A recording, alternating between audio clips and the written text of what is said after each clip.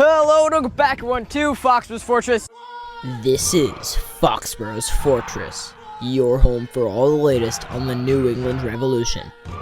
Brought to you by Leading Lights, LLC.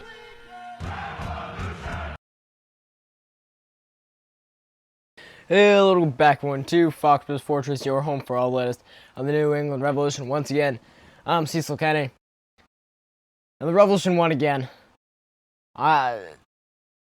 This time, I won't get tired. Last season, I was tired of saying, and the Revolution lost again. You get tired of it, but when you're winning, you don't get tired of it. Revolution win 2-1 over Minnesota United this past Saturday. We play Charlotte in the final match ahead of the World Cup. It's away. And then we jump into World Cup coverage. I've already started if you've noticed, but we'll jump into this and then we'll get into that later. So starting with the Revolution 2-1 win over Minnesota United. Minnesota actually dominated every statistical category. Expected goals, which I don't really care about. Shots, they were ahead of us. Shots on target, they were ahead of us. Touches in the box, they were ahead of us. But it started off with a 5th minute Carlos Hill pen. Can't complain. I agree it was a pen. Carlos Hill gets the pen. Dispatches it nicely. Follow that up. Only like 21 minutes later. A Kelvin Yeboah pen. Because of a Brooklyn Reigns foul. I believe. I do believe that was a pen as well. I'm not going to argue either of those calls. I think the stadium mostly agreed. You could hear it. It was a good amount of people there. Last Revs home match ahead of the World Cup. Ton of youth soccer fans and youth teams out there. So they're always complaining about every call. But from what you saw on the field, you knew, hey, that's a pen by foul in Brooklyn. Can't really do that. So wasn't great there. Luca Langoni. We'll actually get to that after. I got to write an article for the Blazing Musket. Do very much appreciate that chance. It was awesome. Go check that out over on their site, the Blazing Musket, or it might be just blazingmusket.com. I'm not sure. I'll get that to you at the end. Something big to note: Ceballos is back, but this time at fullback. Miller playing winger, and they got Sands on the same side as Miller, and then Langoni and Ceballos on the side. Ceballos playing fullback though. That's a little interesting bet. And I think he was serviceable. He wasn't bad. I don't think he was outstanding by any means, but he wasn't bad. He was good. Not much to complain about, if anything at all. It's good to see him back from injury. He looked good out there, so I'm not going to complain there. The ref initially ignored the Carlos pen. I'll go back to that for a second. He ended up going to the screen and then awarding the pen. He converts the pen. And then something I did note is that Luka, he had 2 early breaks. And he looks fast, as he is. He's one of the fastest guys on the team. It's like him and Miller. I think it's those two that are like the speediest on the team. But the crosses just haven't been there for him. His crosses need work. It's not like they're like completely off, but they definitely need improvement. Turner had another scare at the feet.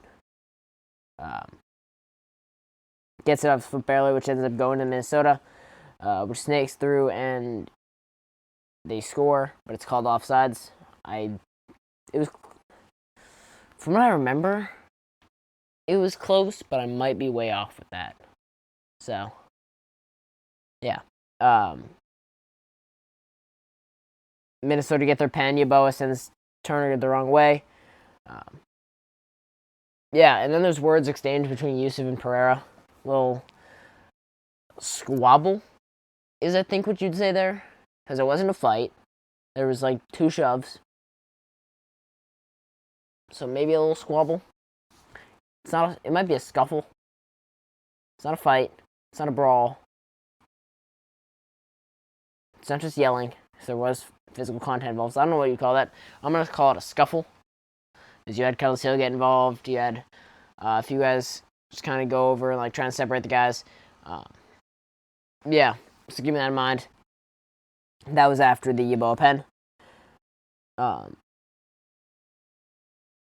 And the ref was a little bit weird, interesting. They didn't, from my angle, they didn't stop play when two different Revs players went down with injury. Probably should do that when two of our guys are still on the turf after a continued period of time. But yeah, that's when we hit halftime. Interesting little first half with two pens. Don't really know what to say there. Just everyone was pen happy that day. My brother's team got a pen called against them in their game. I was at before the Revs game. The other team ended up missing. That was funny. Skied it too. It wasn't a great pen. I think everyone needs to work on pens. But Yeboah and Cecil seem to know what they're doing. Going to the second half, and Revs with some breakaways. Luca Langone with a great finish. 49th minute, so 4 minutes out from halftime. Assisted by Dor Turgeman. Luca starts running. He passes up to Dor. Luca's able to speed up a bit, get around, get past the calendar. And it's a nice little goal by Luca Langone. Get himself now, that puts him at 3 goals, 6 assists in 12 matches. Really turned the narrative on him since last year, where he was really just on the bench for the most part of last season. Brooklyn Reigns ended getting a yellow a little while later. But before that, I wanted to mention that something I have noticed in the last few matches that Turgeman has some great ideas.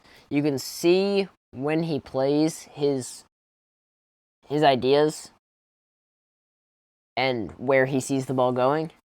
And he's always finds himself in a good spot. It just seems to be right place, wrong time. And the moment passes and they don't get the ball to him. And I do believe that has a large part of why he hasn't gotten as much goal scoring opportunities as other strikers in Revs past. Is that we've got these talented wingers now in Luca and Peyton Miller.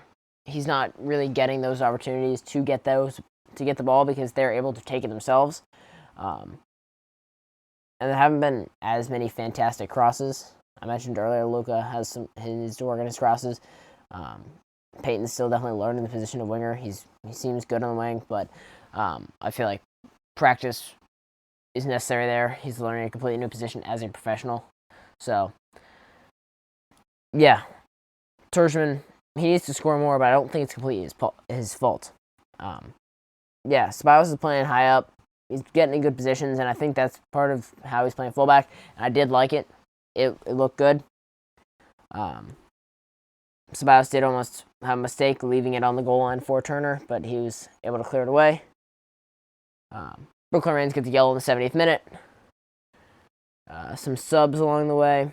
Griffin Yao gets a late yellow after coming on in the 81st. And with that, no last hurrahs for Minnesota. They lose 2-1 as the Revolution get back to winning ways at home after losing Nashville midweek. Not too much to complain about, really. We'll do one good, one bad. We'll do one good. I could talk about the defense for forever. You understand that, right? My one good is going to go to Ceballos returning and being able to pick up a new position of fullback and run with it. We started Kohler at center back when he's had experience playing at fullback. We chose to keep him at center back because I do like that move. And Ceballos, I do think he has the speed for fullback. And so it was good to see him get that opportunity to, show what he has to do there, and did well. So that's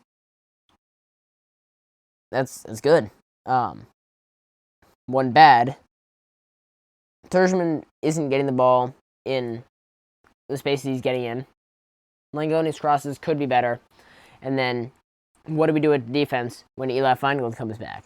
You can't put Will Sands back on the bench because he's shown he can start. We've stopped. He's gotten good enough when you stop talking about him being good, and it's just the norm at this point. It's normal for him to do well at this point. So if he doesn't do well, we'll talk about it, but he's been good, and so it becomes like, you kind of stop talking about it. You just get used to it. So you can't just put him back on the bench. Ceballos and Fofana need to be playing. Kohler, I also feel, needs to be playing. He did well last match. Eli Feingold also needs to be playing. So now we have 5 guys. Sorry, I started thinking about the fast food restaurant. Now I'm completely thrown off. We have 5 guys who should be starting at defense, and I don't want to move to a 5-back, because that means sacrificing probably defensive mid, which honestly wouldn't be the worst thing in the world. Reigns hasn't had the greatest time in New England. And Yusuf has. So, you don't really want to give that up, though, if what we're doing works. So, it just becomes, hey, when Eli comes back, what do we do? And that's kind of a big takeaway there. I already mentioned stats a bit. Minnesota won possession 54-46. It was close in the first half, but then Minnesota controlled the second half 58-42. So, there's that. Corners. We don't seem to be doing much on corners, from what I see. So, I think that's something we need to work on. I feel like that was a thing last year as well. We just weren't doing much with corners. And I feel like it's very possible for us to do well on corners, because we have a very good set-piece person, Mark Orte Esteban, who we've seen what he can do, and it's been great. We just need to work on transferring that to corners as well. Now, going into the Fortress 5-a-side, brought to you by Viking Sports MA. I marched out a team of Calendar, Markanich, Gil Pereira, who was my captain, and Turgeman. Minnesota guys, they didn't keep it as close as I was expecting. What would have been a better pick is Thomas Junkelai. So, I ended up with a 7.6. Respectable, because Carlos Hill got man of the match, 8.6, but I didn't captain him. Cam Turner, who was his captain, got up to a 9.3. Fofana, Yusuf, Yeboah, and Miller. He walks out of there with a 7.7, and the win over me to put me into double-digit losses. I now have double the amount of losses than I do wins. It's not all bad, though, because I have this match to tie Cam on wins. We'll get into that in a second. The best team of the match day, Turner, 8.3, Ceballos, 7.5, who's the best defender of the match. You got Heel, who was up to a 9.6. Langoni, 8.2. And Turgeman, 7.8. I believe that's a 8. Now I gotta check that. 8.28. I have 8.3 written down, but I want 8.28 down. Let's get specific now. No, I do have that's Turner's score. Apologies there. Yeah, I wouldn't say this is our closest bout against the best team of the match day in the match. It's not our closest bout, but it wasn't a bad performance. It was a good Revs performance. Going to meta match and predictions. We'll start with my prediction, which was close. I had 2. I completely forgot about this during the game. I had 2-1 New England with Yeboah scoring, so I had one of the 3 goal scorers correct. Now, did I have Heel scoring? No. Did I have Lucas scoring? No. But I had a goal in the 28th minute and the 21st minute. Minnesota scored their pen in the 26th minute. I had Minnesota, Yeboah scoring in the 21st. I was practically spot on with my Yeboah pick. I was spot on with everything Minnesota, basically. Now, New England, not so much. But I got the scoreline right. I am 2 goal scorers away from donuts. If anyone wants to sponsor that donut portion, hit us up. That being said, though, current tally, which will change one final time before the World Cup. I am sitting at 5-10. Cam sits at 6-3. And then the undefeateds, Raphael 2-0, Sam and Abe both at 1-0, and Greg and Paulo at 0-1.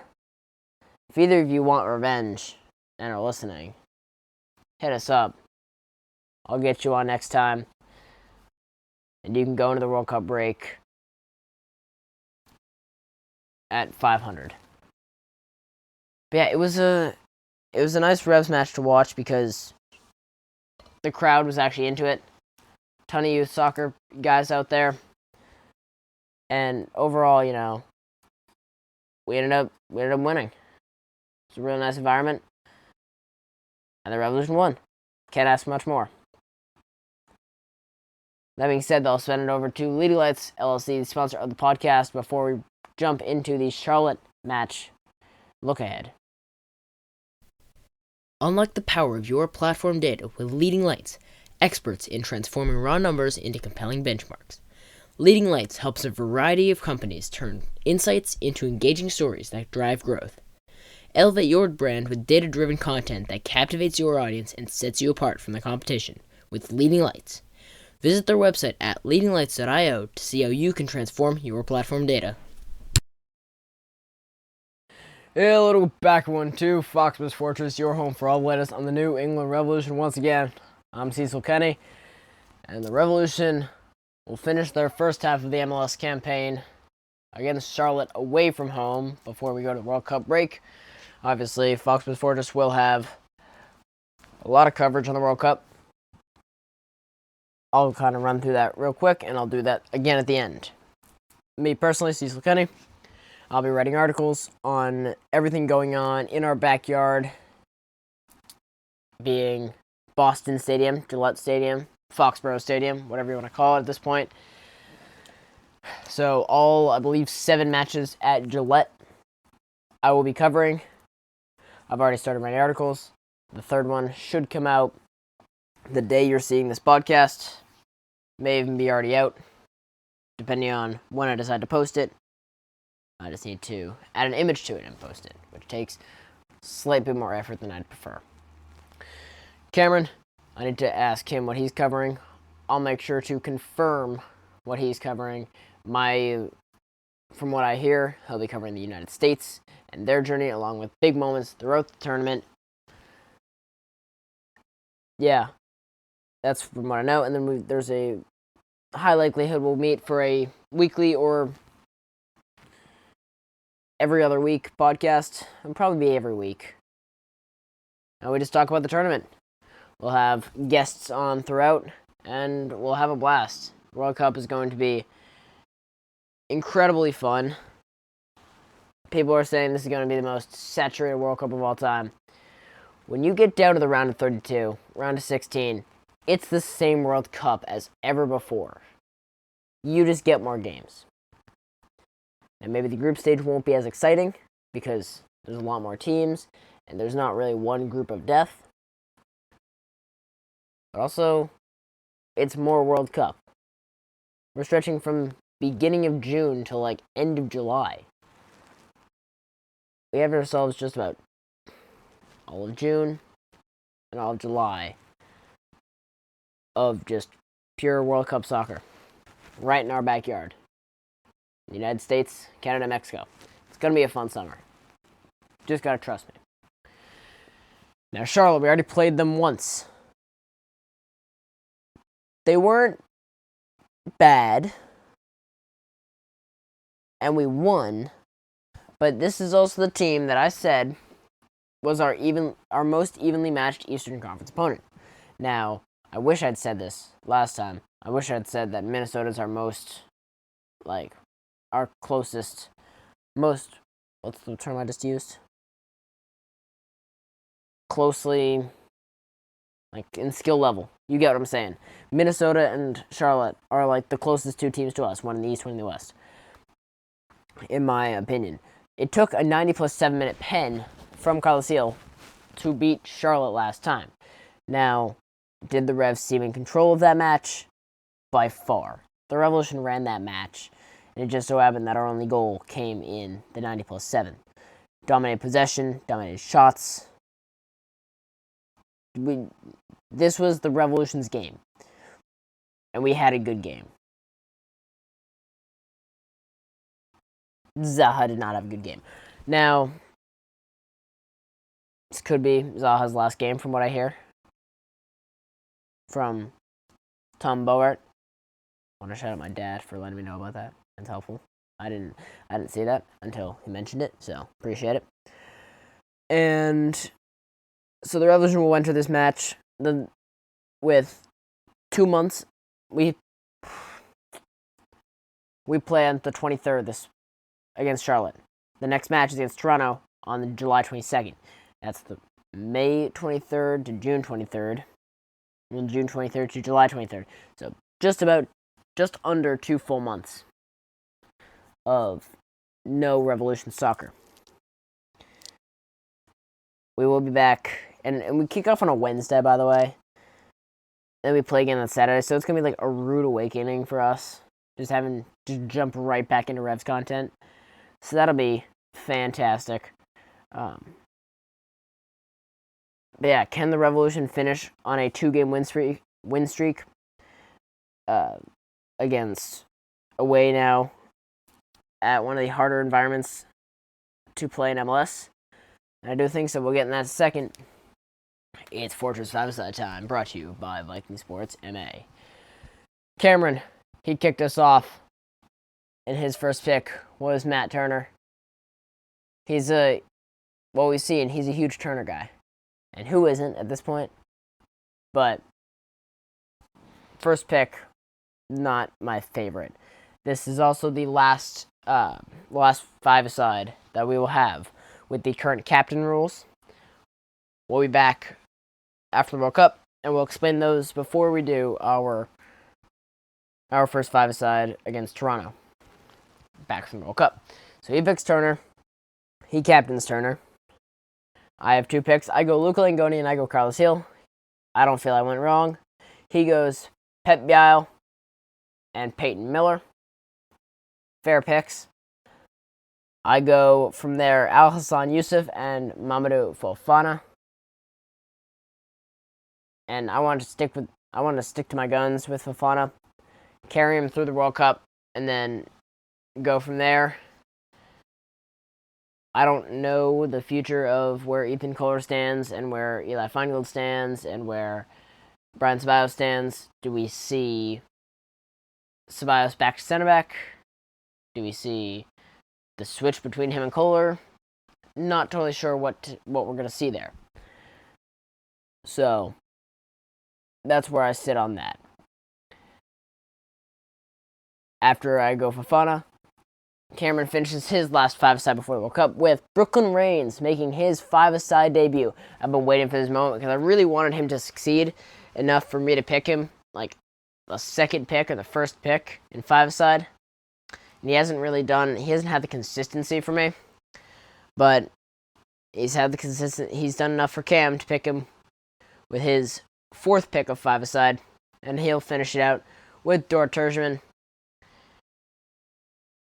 Terjman I was hoping for him, but I already picked Yusuf, and I wanted to kind of stick with Yusuf there. Get him on my team last match before the World Cup. Sentimental moment. I finished out with Kalina, my only Charlotte player. We both only have one Charlotte player. Clearly none of us rate Charlotte. And it's fair. No one should rate Zaha. But there's a very real chance we do see Zaha this match because he didn't make his World Cup squad, so odds are in our favor to see Zaha once again. And that will finish out 5-a-side. He captained Turner, I captained Hill. Last captains before those change. Shouldn't change too much, but it will, it's going to change. The point total doesn't change, but how it's given does. So keep that in mind. Predictions and scores. Do the Revolution win? I think so. I really want to say yes. But it's going to be a tough one there. A very hard environment to play in. Plus, last match before the World Cup. And we've already played this side. I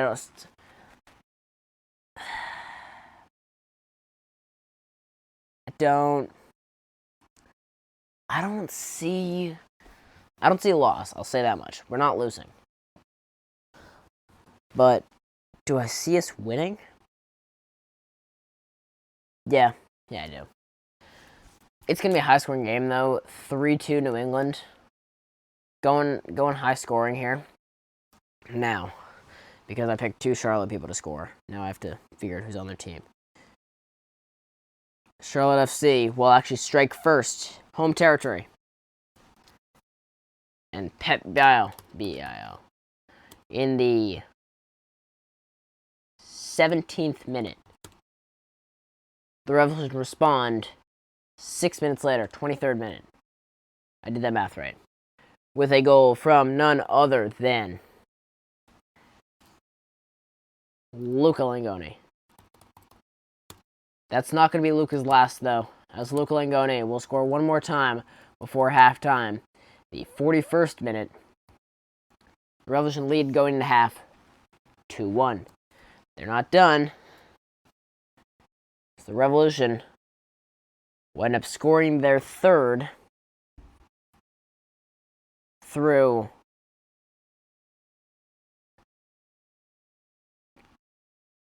Terjman.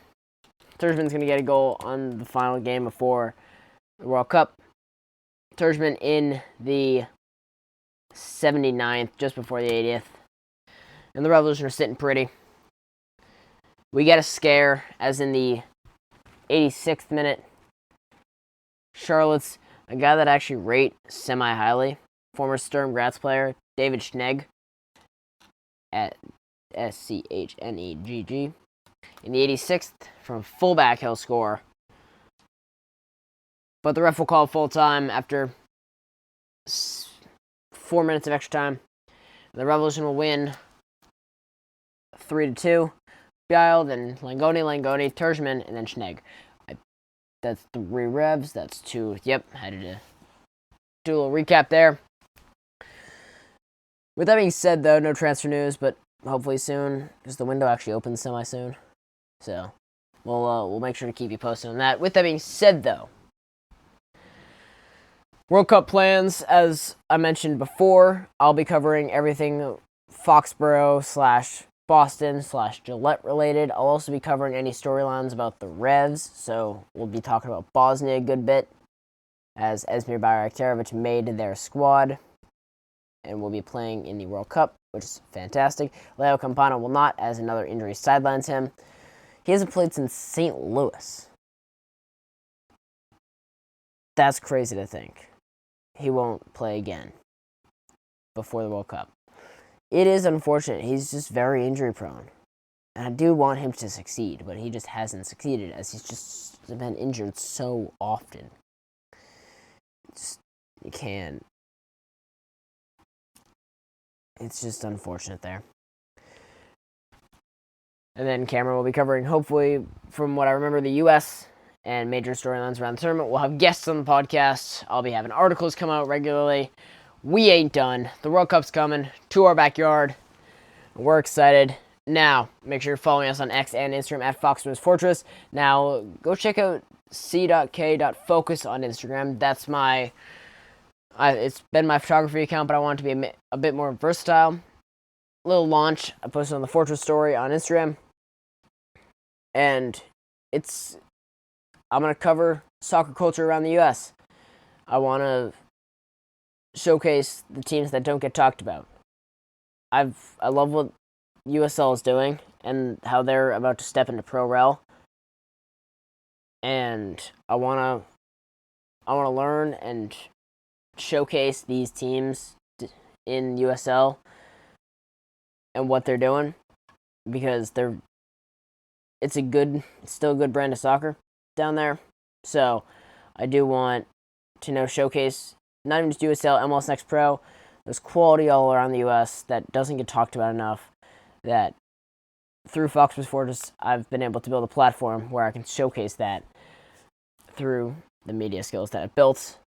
And so, if you're interested in soccer culture around the U.S., go check it out. Go take a look. If you're not already following on X and Instagram, I already did that, but make sure you're following whatever podcast platforms you're on. So Spotify, Amazon Music, Apple Podcasts, and YouTube. Make sure you check that out. If you want to be featured in the next episode, let us know in the comments of our posts down below. Thoughts, questions, anything really, send it down there. We'll mention it, shout you out. Appreciate everyone who does that. Thanks to Leading Lights LLC again for sponsoring this episode, along with Viking Sports MA with the 5 side. Next episode should be coming. The Revolution play on Saturday, so it should come Monday.